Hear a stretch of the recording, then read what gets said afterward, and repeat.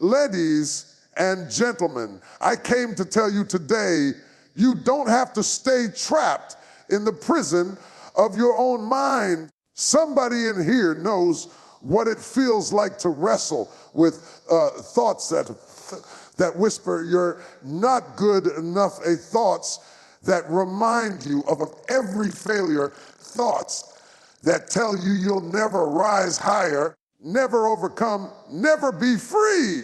But I declare to you right now, that's a lie from the pit. You were never designed to live shackled by negativity. You were never called to be a prisoner of fear, insecurity, or doubt. You were created to walk in power. You were destined to walk in victory, and you were born to walk in confidence. And today, we are going to break every chain of toxic thinking that's been holding you back. We're going to silence that inner critic, tear down those mental strongholds, and step into the boldness, the courage, the confidence that God intended for you to live in. So many people live their lives never realizing that the greatest battlefield they will ever fight on is not in their family, in their finances, not in their health. It is in their minds. The war begins with a whisper. It starts with a thought that says, you're not enough, you're too broken, you've failed too many times, you'll never make it, and if we're not careful, those whispers grow into strongholds that shape how we see ourselves, how we treat ourselves, and how we move through the world.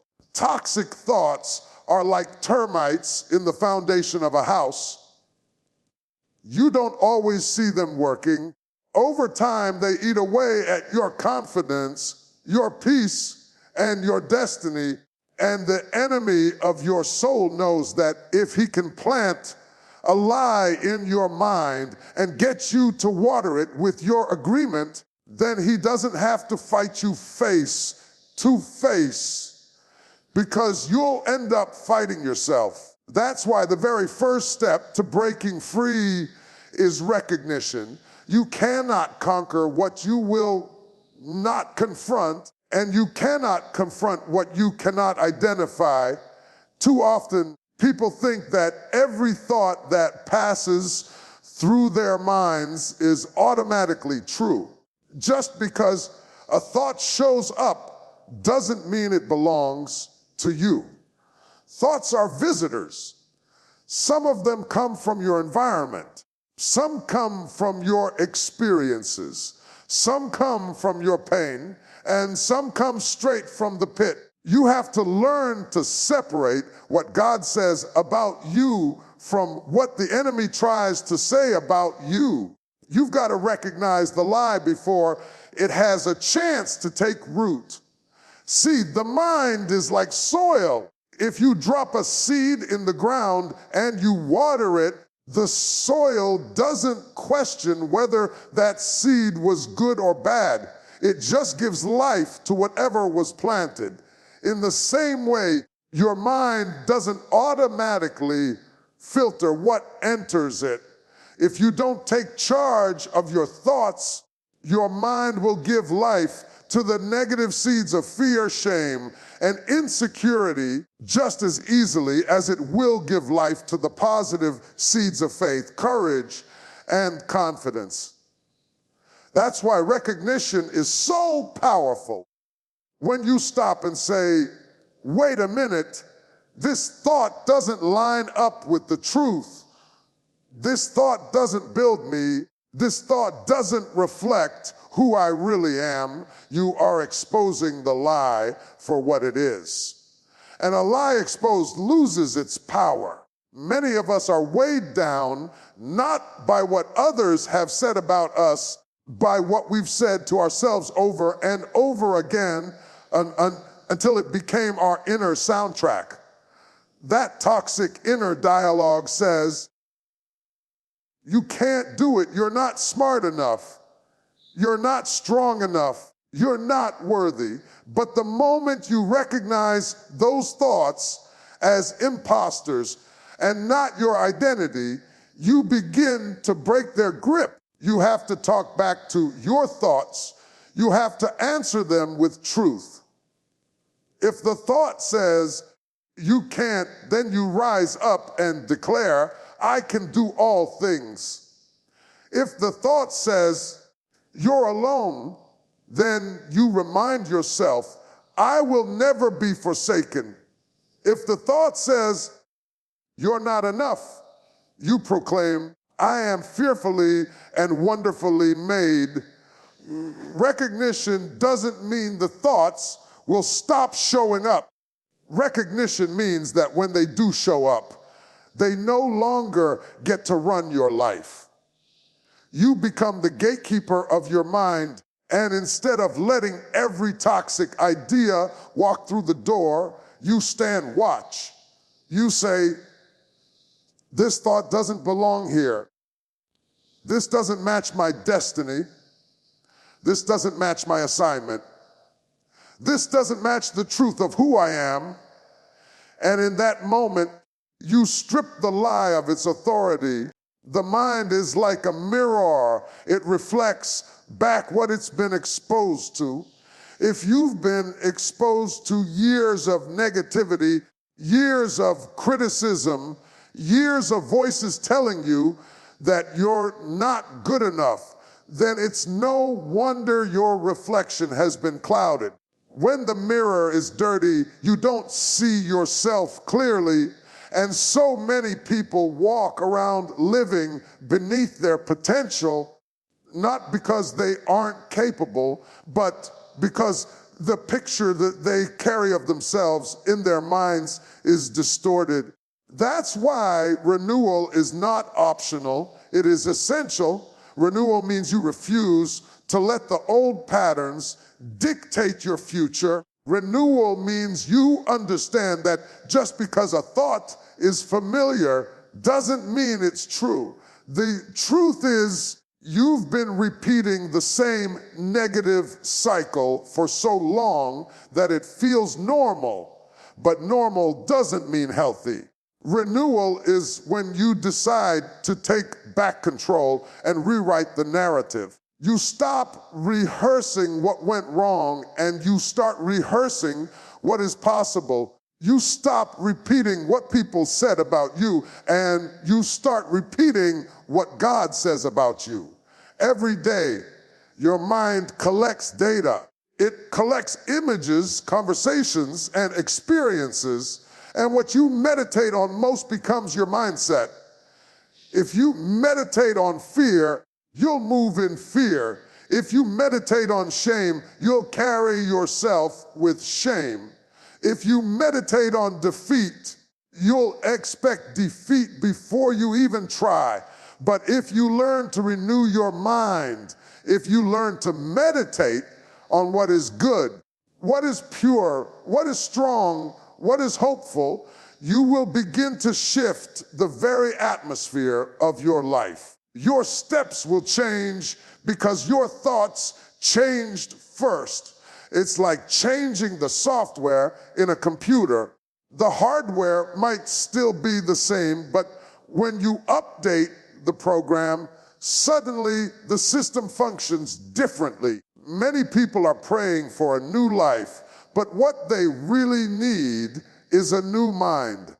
You don't have to change who you are at your core. You just need to change the system you're running on. Because if you keep running on the old program of fear, insecurity, and doubt, you'll keep getting the same results. When you install the new program of truth, faith, and courage, suddenly you start producing new outcomes. Renewal requires discipline. You can't just hope for better thoughts. You've got to intentionally feed your mind with better information. That means you can't sit and scroll through toxic voices all day and then wonder why your spirit feels heavy. You can't keep replaying the worst moments of your past and then wonder why your confidence feels low. Renewal demands that you become selective about what you allow in. Just like you watch what you eat. If you want to stay healthy, you must watch what you think. If you want to stay whole, there's a power in repetition, the same way you learn those toxic thoughts by hearing them over and over again. You can reprogram your mind by speaking truth to yourself over and over again until it becomes second nature. At first, it may feel unnatural. At first, you may not even believe the words you're saying, but the more you repeat it, the more it sinks in. The more you declare, I am worthy, I am loved, I am strong, I am equipped, I am enough, the more your mind begins to adjust to that truth. And eventually it becomes your reality. Renewing the mind is not a one-time event, it's a daily choice. Just as you take a shower every day to wash off the dirt from yesterday, you have to cleanse your mind from the residue of yesterday's thoughts. Every day you wake up, you have to say, I choose to think higher. I choose to meditate on truth. I choose to set my mind on things that build me, break me. Because your life will always move in the direction of your strongest thoughts. One of the greatest battles people face is not external, it is internal. It's not the enemies on the outside that destroy you, it's the image you carry of yourself on the inside. If the picture you hold of yourself is broken, it won't matter how much success you achieve, you'll still feel unworthy. If the picture you hold of yourself is small, it won't matter how many doors open for you, you'll still shrink back in fear. That's why reframing your identity is critical. You cannot walk in confidence until you see yourself clearly, not through the lens of your past, not through the lens of other people's opinions, but through the lens of truth. For too long, many have defined themselves by their mistakes. They wear shame like a garment and let failure be their name tag. Your mistakes are moments, not markers of who you are. Your failure is an event, not your identity. The labels people have thrown at you, not smart enough, too broken, unworthy, those are not the labels you have to live under. When you reframe your identity, you tear off the false labels and you begin to call yourself by the name that matches your purpose. Think of a picture hanging on a wall. The frame around it shapes how you see the picture. If the frame is cracked, old, and distorted, the picture looks less valuable even though the picture itself hasn't changed. Some of you have been looking at your life through a broken frame. You think the image is flawed, but it's really the frame that's wrong. You've got to change the frame. You've got to see yourself not as defeated, not as damaged, not as disqualified, but as chosen, as equipped, as called. The picture hasn't changed. You just need to put the right frame around it. Reframing your identity is about alignment. It's about bringing your perspective of yourself into alignment with the perspective of the one who made you. You were created with intention. You were designed with purpose. Before anyone had an opinion about you, God already had a plan for you. And that plan was not small. That plan was not weak. That plan was not limited. That plan was filled with greatness, strength, and glory. But if you don't see yourself through his eyes, you'll keep living beneath your assignment. When you wake up in the morning, do you see yourself as a victim or as a victor? Do you see yourself as broken beyond repair or as someone in the process of becoming whole? Do you see yourself as overlooked or as anointed for a specific time and season? The way you answer those questions will shape the choices you make, because your behavior always follows your belief. If you believe you are less than, you'll live less than. But if you believe you are more than a conqueror, you'll rise and fight like one. It's not arrogance to see yourself as valuable. It's alignment. It's not pride to see yourself as powerful. It's agreement with truth. Too many people think humility means to shrink, to diminish, to hide. But true humility is to accept what is true. And the truth is, you are not an accident. You are not ordinary. You are not worthless. You are a masterpiece. You are fearfully and wonderfully made. You are equipped with gifts that this world needs. Reframing your identity means every time the old voice shows up to remind you of who you used to be, you answer with who you are becoming. Every time the lie whispers that you don't measure up, you declare that you have been set apart. Every time the shame of the past tries to pull you back, you remind yourself that you are not who you were. You are stepping into who you were meant to be. One of the heaviest weights a person can carry is the weight of yesterday. The past can cling to you like chains, wrapping itself around your mind and dragging you back every time you try to move forward. Some people are not tired because of what they're doing today. They're tired because of what they're still carrying from yesterday. Regret, shame, betrayal, heartbreak.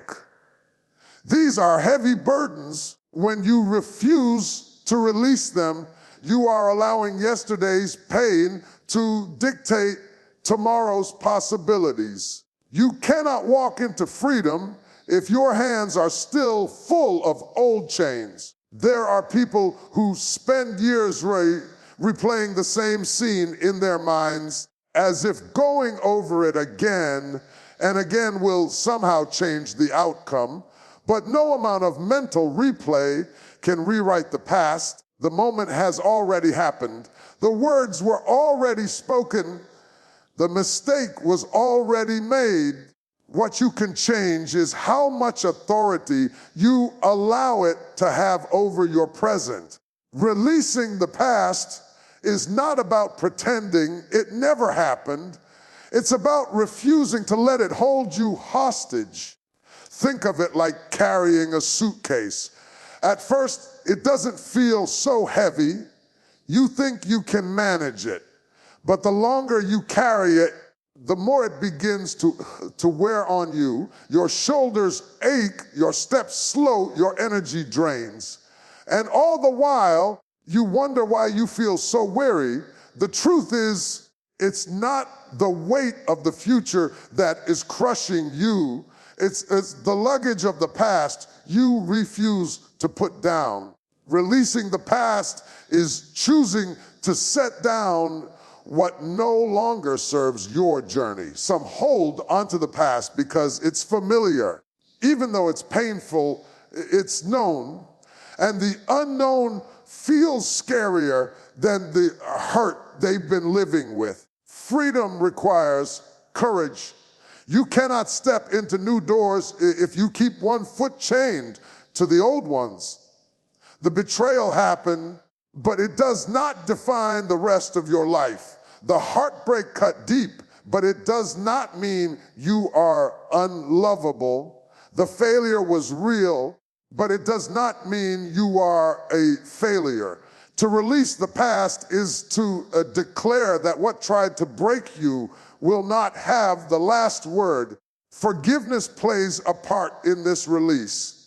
Not just forgiveness for others, but forgiveness for yourself. Some of the hardest chains to break are the ones you've wrapped around yourself with guilt. You beat yourself up for what you should have done differently, what you could have avoided, what you wish you had known.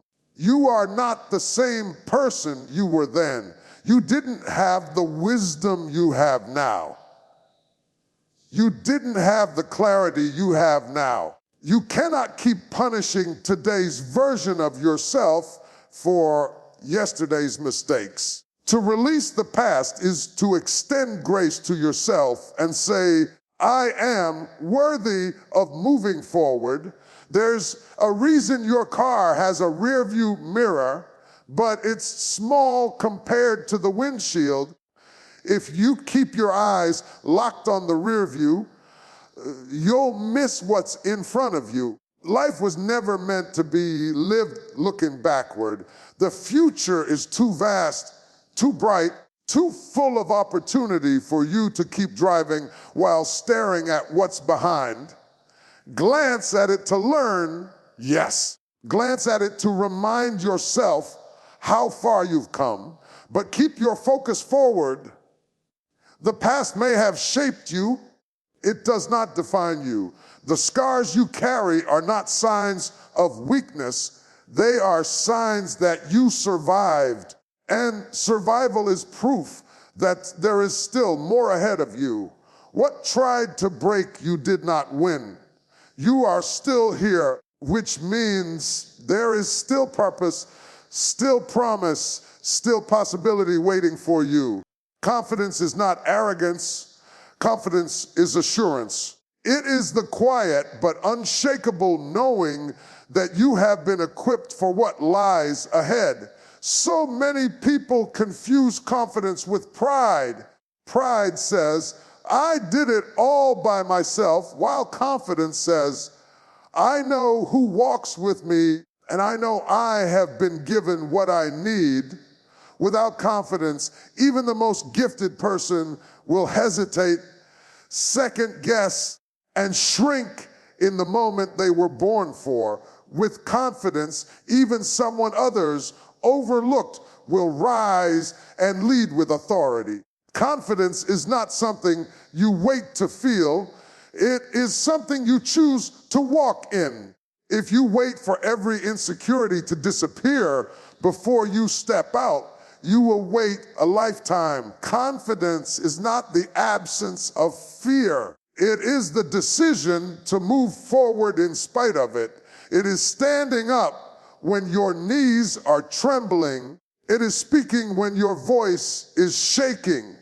It is moving when every thought in your head is telling you to sit back down. That is confidence, not because you never feel doubt, but because you refuse to let doubt have the final say.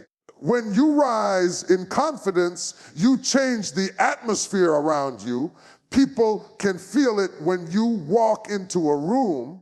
They can sense it in the way you carry yourself, in the way you speak, in the way you stand. Confidence doesn't always shout. Sometimes it whispers, but it whispers with authority. It whispers, I belong here, I am capable, I am prepared, I am ready. And that whisper speaks louder than insecurity ever could. You have to stop waiting for permission to be who you were created to be. Too many people are waiting for someone else to affirm them, to validate them, to tell them they're good enough. But when you know your authority, you stop asking others to co-sign on your destiny. You stop needing external approval for an internal calling. Confidence is walking in the room, knowing you may not be the tallest, the smartest, or the most experienced. You are the most authentic version of yourself, and authenticity always carries power. Think of a lion in the jungle. The lion is not the largest animal, not the fastest, not the strongest, but the lion carries himself with such confidence that every other animal recognizes his authority. The lion doesn't beg for respect, he embodies it. That's the power of confidence. It's not about being the most talented, it's about carrying the assurance that you were designed to lead in your lane, to rule in your territory, to stand strong in your assignment. Confidence is also contagious. When you rise, others are inspired to rise. When you carry yourself with assurance, you give permission for those around you to do the same. People who walk in insecurity often create environments of competition and comparison, but people who walk in confidence create environments of collaboration and growth. When you rise in your confidence, you don't have to tear others down. You lift them with you. It's time to stop rehearsing defeat and start rehearsing victory. Every day you wake up, remind yourself of who you are and whose you are. Confidence is not rooted in circumstances, it is rooted in identity. When you know your source, you walk differently. When you know you are chosen, you speak differently. When you know you are equipped, you move differently. Confidence doesn't wait for everything to be perfect. It acts on what is true right now. You are not designed to crawl through life doubting every step. You were designed to rise, to walk tall, to speak boldly, to live fully. And when you begin to walk in confidence, you stop apologizing for existing and start embracing the authority that was always yours.